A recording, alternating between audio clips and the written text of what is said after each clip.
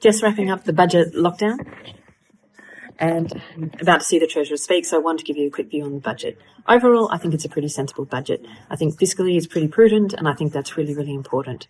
I also think that there's some really good investments that we needed to see. Firstly, in household electrification, absolutely critical, but also in healthcare, in investing in our aged care workers, investing in bulk billing. These are absolutely critical to our community, and supporting those most vulnerable, particularly women through the single parent payment, vulnerable Australians through the Commonwealth Rent Assistance, and some increase in the job seeker. I would have liked to see it go further, but it's important.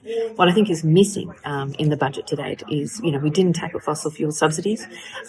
There is missing a sort of response to keeping religious communities safe, which is important in Wentworth.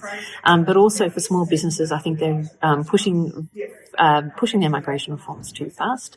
And I think that, we need to make sure that businesses can transition, particularly when we've got such a tight labour market right now.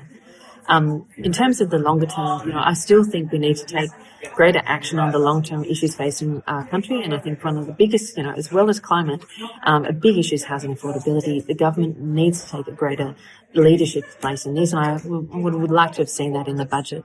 This is important for intergenerational equity. Also, tax reform, again, important for making sure that our future generations can really thrive. And finally, productivity. The government has taken an action on things like migration and skills, but we're not going further enough, particularly in terms of how do we support our business sector. So I do think it's a sensible budget. I think there's a lot of positive in it, but I think we've got a much bigger reform agenda that we need to keep on pushing.